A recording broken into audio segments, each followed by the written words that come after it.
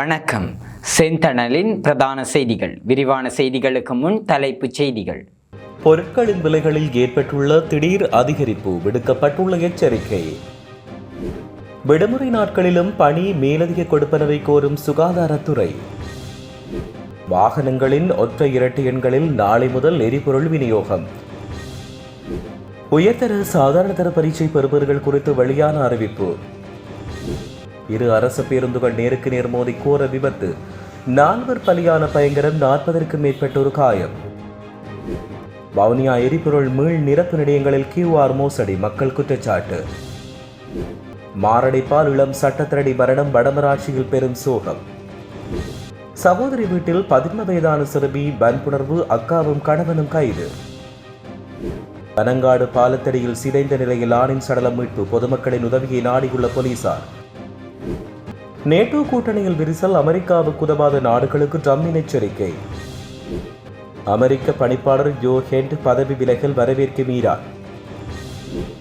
இஸ்ரேலிய தாக்குதலில் ஈரான் உளவுத்துறை அமைச்சர் உயிரிழப்பு, அடுத்தடுத்து பழிவாங்கப்படும் முக்கிய புள்ளிகள். பழிவாங்கும் படலம், இஸ்ரேல் மீது ஈரான் கொடிய கொத்தனை கொண்டு தாக்குதல். தொடர்பான விரிவான செய்திகள்.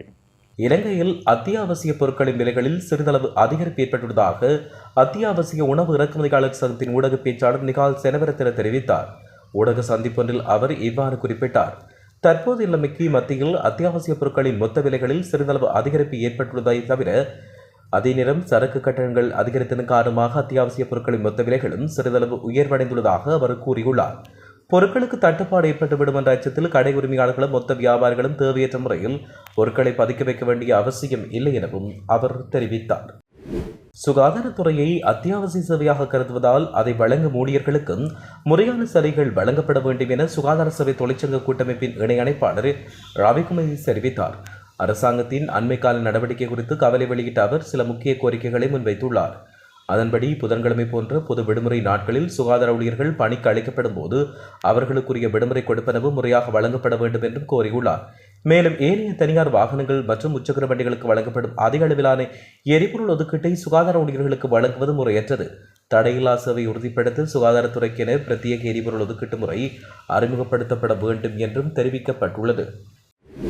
நாளை முதல் வாகன பதிவு எண்ணின் கடைசி இலக்கத்தின்படி எரிபொருள் வழங்கப்படும் என்று அறிவிக்கப்பட்டுள்ளது. QR குறியீட்டின்படி எரிபொருள் வழங்கும் போது நாளை முதல் வாகன பதிவு எண்ணின் கடைசி இலக்கத்தின்படி எரிபொருளை வழங்க நடவடிக்கை எடுக்கப்படும் என இலங்கை பெட்ரோலிய கூட்டுத்தாபனம் தெரிவித்துள்ளது. பதிவெண்ணின் கடைசி இலக்கம் இரட்டை எண்ணாகவோ அல்லது சைபராகவோ இருந்தால் இரட்டைப்படை நாட்களிலும், மற்ற எண்களுக்கு ஒற்றைப்படை நாட்களிலும் எரிபொருள் வழங்கப்படும். வாகன இலக்கத்தகட்டின் இறுதி இலக்கம் 0, 2, 4, 6 மற்றும் 8 இருந்தால் இரட்டை எண்கள் கொண்ட தேதிகளிலும், மற்றும் வாகன இலக்கத்தகட்டின் இறுதி இலக்கம் 1, 3, 5, 7 மற்றும் 9 இருந்தால் ஒற்றை எண்கள் கொண்ட தேதிகளிலும் எரிபொருள் விநியோகிக்கப்படும் என்று அறிவிக்கப்பட்டுள்ளது. எரிபொருளை QR குறியீடு பலருக்கும் பெரும் பிரச்சனையாக உள்ளதால் இன்னும் பலர் எரிபொருள் பெற முடியாத நிலையில் காணப்படுகின்றனர். இந்த நிலையில் தற்போது ஒற்றை எண், இரட்டை எண் எனவும் எரிபொருள் வழங்கப்படும் என்று அறிவிக்கப்பட்டுள்ளதால் மக்கள் பெரும் குழப்பத்தில் உள்ளதாக தெரிவிக்கப்பட்டுள்ளது. 2025ஆம் ஆண்டுக்கான காப்போத உயர்தர பரீட்சையின் பெறுபவர்கள் எதிர்வரும் தமிழ் சிங்கள புத்தாண்டுக்கு முன்னர் வெளியிடப்படும் என பரீட்சைகள் ஆணையாளர் நாயகம் இந்திகா குமாரன் இணைக்கி தெரிவித்தார். உயர்தர பரீட்சை முடிவுகளை வெளியிடுவதற்கான இறுதிக்கட்ட பணிகள் தற்போது நிறைவடையும் நிலையில் உள்ளதாக தெரிவித்தார். எனவே புத்தாண்டு கொண்டாட்டங்களுக்கு முன்னதாக மாணவர்கள் தமது முடிவுகளை பெற்றுக்கொள்ள முடியும் என அவர் குறிப்பிட்டார். கல்வி பொது தராதர சாதாரண தர பரீட்சைக்கான விடைத்தாள் மதிப்பீட்டு பணிகள் ஏற்கனவே ஆரம்பிக்கப்பட்டுள்ளது. சாதாரண தர பரீட்சைக்கான செய்முறை பரீட்சைகள் ஏப்ரல் மாதத்தின் பிற்பகுதியில் நடத்துவதற்கு தீர்மானிக்கப்பட்டுள்ளது. செய்முறை பரீட்சைகள் நிறைவடைந்தவுடன் சாதாரண தர பரீட்சை பெறுபவர்களையும் விரைவில் வெளியிட தேவையான நடவடிக்கை எடுக்கப்படுவதாகவும் அவர் மேலும் தெரிவித்தார். அம்பலாந்தோட்டை கதிர்காம பிரதான வீதியின் வீரவில பகுதியில் இடம்பெற்ற பயங்கர வீதி விபத்தில் 4 உயிரிழந்தனர். இலங்கை போக்குவரத்து சபைக்கு சொந்தமான 2 பேருந்துகள் நேருக்கு நேர் மோதி இந்த விபத்து இடம்பெற்றது. சம்பவத்தில் 40க்கும் மேற்பட்டோர் காயமடைந்தனர். காயமடைந்தோரை வைத்தியசாலையில் அனுமதிப்பதற்கான நடவடிக்கைகள் தற்போது மேற்கொள்ளப்பட்டு வருகிறது. கொழும்பிலிருந்து கதிர்காம நோக்கி பயணித்த பேருந்தும் திசமகாராமிலிருந்து கராப்பட்டி நோக்கி பயணித்த பேருந்தும் மோதியதில் இந்த விபத்து இடம்பெற்றது. சம்பவ தொடர்பில் மேலதிக விசாரணைகளை போலீசார் மேற்கொண்டு வருவதாகவும் தெரிவிக்கப்படுகிறது. வவுனியாவில் உள்ள எரிபொருள் மின்னிரப்பு நிலையங்களில் ஒரு வாரத்துக்காக QR ஒரே தடவையில் போலியாக நிரப்புவதால் மீண்டும் எரிபொருளை பெற்றுக்கொள்வதில் தாம் சிரமத்தை எதிர்நோக்குவதாக பொதுமக்கள் குற்றம் சாட்டுகின்றனர். வாரத்தில் motor cycle 5 litre, van 40 litre, motor car 15 litre போன்ற அடிப்படையில் எரிபொருள் வழங்கப்பட்டு வருகிறது. வவுனியாவில் உள்ள எரிபொருள் மீள்நிரப்பு நிலையங்களில் சில நேரத்தில் வாராந்த ஒதுக்கீட்டினை விட குறைவாக எரிபொருள் அடித்தாலும் வாரத்தில் உள்ள அனைத்து ஒதுக்கீட்டினையும் ஒன்றாக பதிவதால் எரிபொருள் தீர்ந்தவுடன் மீண்டும் எரிபொருள் நிரப்ப முடியாத நிலை உருவாகியுள்ளதாக பொதுமக்கள் குற்றச்சாட்டினை முன்வைக்கின்றனர். மாரடைப்பால் இளம் குடும்பஸ்தரும் சட்டத்தடியுமான சிவராசா நிகாஸ் என்பவர் உயிரிழந்த சம்பவம் வடமராட்சி பகுதியில் பெரும் சோகத்தை ஏற்படுத்தியுள்ளது. நேற்றிரவு அவர் உயிரிழந்துள்ளார். யாழ்ப்பாணம் வடமராட்சி அல்வாய் மனோகர பகுதியைச் சேர்ந்த இரட்டை குழந்தைகளின் தந்தையும் வட இந்து மகளிர் கல்லூரியின் உடற்கல்வி ஆசிரியை விஸ்வரியாவின் கணவரும் சட்டத்தடியுமான 40 வயதுடைய சிவராசா நிகாஷ் என்பவரே இவ்வாறு உயிரிழந்ததாக தெரிவிக்கப்பட்டுள்ளது. 12 வயதுடைய சிறுமியொருவரை அவர் 10 வயதாக இருக்கும் காலம் முதல் கடந்த 2 வருடங்களாக தொடர்ச்சியாக பாலியல் வன்கொடுமைக்குட்படுத்திய கணவனும் அதற்கு குழந்தையாக இருந்த சிறுமியின் மூத்த சகோதரியும் கடந்த 15ஆம் தேதி கைது செய்யப்பட்டுள்ளதாக திறப்பனை போலீசார் தெரிவித்தனர். கைது செய்யப்பட்டவர்கள் இராணுவ முகாம் ஒன்றில் சிவில் ஊழியராக பணியாற்றும் 40 வயதுடைய ஒருவரும் அவரின் மனைவியான 22 வயதுடைய பெண்ணும் ஆவார். சிறுமி கடந்த 2023ஆம் ஆண்டு பெற்றோரின் சம்மதத்துடன் தன்னுடைய மூத்த சகோதரியின் வீட்டில் தங்கியிருந்தார். இதன்போது சகோதரியின் கணவன் 2024 ஜனவரி மாதம் வரை பல சந்தர்ப்பங்களில் சிறுமியை தொடர்ச்சியாக பாலியல் வன்கொடுமைக்கு உட்படுத்தியதாக போலீஸ் விசாரணையில் தெரிய வந்துள்ளது.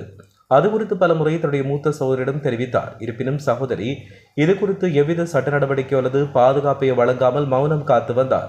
இதேவேளை சந்தேக நபர் சம்பவம் தொடர்பில் யாரிடமும் கூற வேண்டாம் என்று சிறுமியை அச்சுறுத்தி பயமுறுத்தியுள்ளமையும் கண்டறியப்பட்டுள்ளது. தேசிய சிறுவர் பாதுகாப்பு அதிகார சபைக்கு கிடைத்த ரகசிய தகவலின் அடிப்படையில் முன்னெடுக்கப்பட்டிருந்த விசாரணைகளை தொடர்ந்து சந்தேக நபர்கள் இருவரும் கைது செய்யப்பட்டுள்ளதாக போலீசார் தெரிவிக்கின்றனர். இதேவேளை பாதிக்கப்பட்ட சிறுமி தற்பொழுது மருத்துவ பரிசோதனைக்காக அனுமதிக்கப்பட்டுள்ள நிலையில் திறப்பனை போலீஸ் நிலையத்தின் சிறுவர் மற்றும் மகளிர் பிரிவினர் இது தொடர்பிலான மேலதிக விசாரணைகளை மேற்கொண்டு வருவதாக தெரிவிக்கப்பட்டுள்ளது. அம்பாறை மாவட்டம் அக்கரைப்பற்று போலீஸ் பிரிவுக்குட்பட்ட பனங்காடு பாலத்தடியில் மீட்கப்பட்ட ஆணின் சடலத்தை அடையாளம் காண அக்கரைப்பற்று போலீசார் பொதுமக்களின் உதவியை நாடியுள்ளனர். பனங்காடு பாலத்துக்கு அருகில் உள்ள ஆற்றில் இன்று ஆணின் சடலம் அக்கரைப்பற்று போலீசாரினால் மீட்கப்பட்டுள்ளது. ஆணின் சடலம் மற்றும் மிதந்த நிலையில் கிடப்பதாக குளத்தில் மீன்பிடிக்கச் சென்ற மீனவர்களால் வழங்கப்பட்ட தகவலுக்கு அமைய சடலம் மீட்கப்பட்டுள்ளது. குறித்த நபர் முதலை கடித்து இறந்தாரா அல்லது தற்கொலையா அல்லது கொலை செய்யப்பட்டு வீசப்பட்டுள்ளாரா என்று அக்கரைப்பற்று போலீசார் விசாரணைகளை தொடங்கியுள்ளனர். சுமார் 5 அடி 6 அங்குலம் உயரம், சுமார் 45 வயது முதல் 50 வயது மதிக்கத்தக்க சடலத்தை அக்கரைப்பற்று போலீசாருடன் இணைந்து அம்பாறை தடயவியல் பிரிவு போலீசார் பொதுமக்களின் உதவியுடன் கரைக்கு கொண்டு வந்தனர். அத்துடன் குறித்த நபர் நீண்ட நாட்களுக்கு முன் இறந்திருக்கலாம் என்றும் சடலம் இனம் காண முடியாத வகையில் சிதைவடைந்துள்ளதாகவும் தெரிய வருகிறது. இனி சர்வதேச செய்திகள். அமெரிக்காவின் நட்பு நாடுகள் ஈரான் போரில் உதவாததை அமெரிக்க ஜனாதிபதி டொனால்ட் ட்ரம்ப் கடுமையாக கண்டித்துள்ளார். அத்துடன் நேட்டோ அமைப்பில் அமெரிக்கா உறுப்பினராக நீடிப்பது குறித்து மறுபரிசீலனை செய்ய வேண்டும் என அவர் தெரிவித்துள்ளார். மேலும் தெரிவித்துள்ள அவர், நேட்டோ உறுப்பினர் அங்கத்துவம் என்பது நிச்சயம் நாம் சிந்திக்க வேண்டிய ஒன்று என்றும் சுட்டிக்காட்டியுள்ளார். அத்தோடு தனது உதவி கோரிக்கைகளை நிராகரித்த அமெரிக்கா நட்பு நாடுகளை அவர் கடுமையாக விமர்சித்துள்ளார். உக்ரைன் மீது ரஷ்யா படையெடுத்த போது அமெரிக்கா உதவ வேண்டிய கட்டாயம் இருக்கவில்லை என்று குறிப்பிட்டதோடு உக்ரைன் போரையும் ஈரான் போரையும் ஒப்பிட்டு அவர் கருத்தும் வெளியிட்டுள்ளார். அமெரிக்காவின் தேசிய பயங்கரவாத எதிர்ப்பு மையத்தின் பணிப்பாளர் ஜோஹென் பதவி விலகியதை ஈரான் வெளியுறவு அமைச்சர் அப்பாஸ் அரக்சி வரவேற்றுள்ளார். தன்னுடைய உத்தியபூர்வமான சமூக வலைதள பக்கத்தில் இது குறித்து அவர் கருத்து வெளியிட்டுள்ளார்.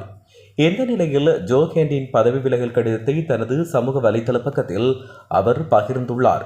இது தொடர்பில் மேலும் தெரிவித்த அவர், ஈரானுக்கு எதிரான போர் விவகாரம் அநீதியானது என ஐரோப்பிய மற்றும் அமெரிக்க அதிகாரிகள் மத்தியில் அதிகரித்து வரும் குரல்களுக்கு இது ஒரு சான்றாகும் என தெரிவித்தார். சர்வதேச சமூகத்தின் ஏனைய உறுப்பினர்களும் இதேபோன்ற நிலைப்பாட்டை பின்பற்ற வேண்டும் என்று அவர் இதன்போது கோரிக்கை விடுத்தார்.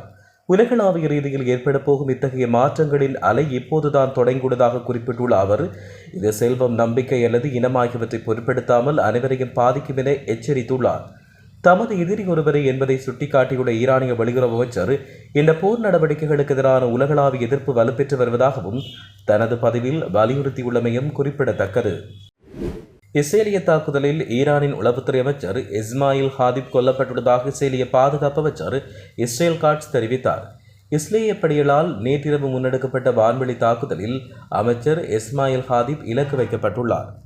இந்த சம்பவம் குறித்து ஈரான் இதுவரை எவ்வித உத்தியோகபூர்வ கருத்துக்களையும் அல்லது உறுதிப்படுத்தலையும் வழங்கவில்லை என அல் ஜசீரா செய்தி வெளியிட்டுள்ளது.